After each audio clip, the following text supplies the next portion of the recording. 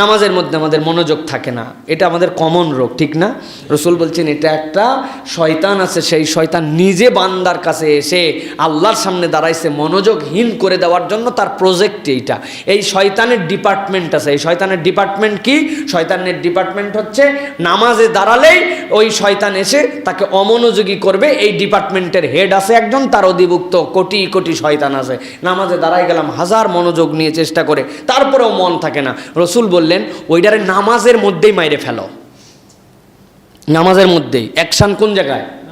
নামাজের মধ্যেই। কি অ্যাকশন? আল্লাহ রসুল সাল্লাল্লাহু আলাইহি ওয়াসাল্লাম সুন্দর করে শিখাইছেন। হাত বাঁধাই আছে আপনার, বাম দিকে আস্তে করে, বুক ঘুরবে না, মুখটা একটু বাম দিকে ঘুরবে।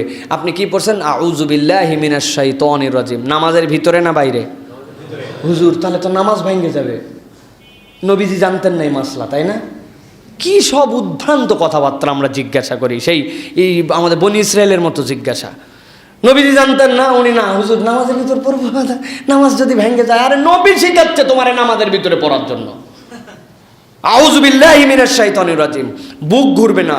সদর কোন দিকে? কিবলার দিকে। মাথাটা একটু বাম দিকে বাঁকা করে দিয়ে 3 বার থুতু ফেলার ইশারা করবেন নামাজের ভিতরেই।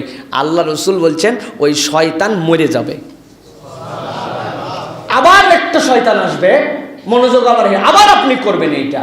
এই প্র্যাকটিস আপনি করেন নামাজের মধ্যে। লজ্জা লাগে যে লোকজন কি বলবে, কি রে কি হলো রে তুই এরকম থুতু করতেছিস কেন?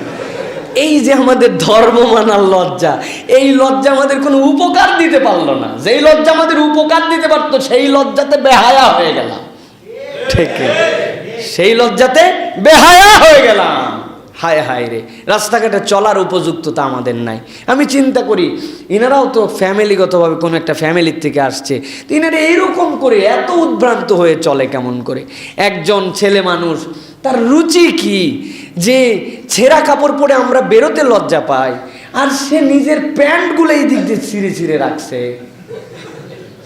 এই জায়গায় ফাঁকা এরকম করে বসে আছে, এই জায়গায় এরকম হাঁটু বের হয়েছে, এই জায়গায় তার থাই দেখা যাচ্ছে। আমি লজ্জায় মরে যাই। চিন্তা করলাম একে জামা কাপড় কিনে দেওয়া লাগবে কিনা। পরে বুঝলাম না, এ ফকির না, এ হচ্ছে মস্তিষ্ক বিকৃতির ফোকারতের মধ্যে আছে। লজ্জা শরমের ফকির সে, লজ্জা শরম তার মধ্যে নাই।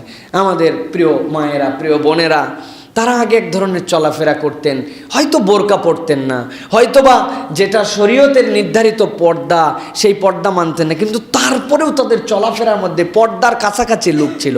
একজন মেয়েদের শাড়িও পরতো এত সুন্দর করে সামনে পর্যন্ত টেনে, এই হাতের এই পাশ থেকে আঁচল নিয়ে এসে একদম এমনভাবে তিনি চলতেন যে মনে হতো তিনি প্রায় বোরখায় পরে আসেন, মুখটা ঢাকলেই হয়ে যায়, ঠিক কিনা? কিন্তু এখন সেটা রূপান্তর হয়ে এমনভাবে তারা পোশাক পরছেন, এমনভাবে তারা তাদের শরীরের এই শাড়ি দ্বারা অনাবৃত করছেন, যেটা হাজার চেষ্টা করে অনাবৃত করা সম্ভব ছিল না। এখন এই পোশাক পরে সে অনাবৃত হয়ে গেছে, ঠিক কিনা?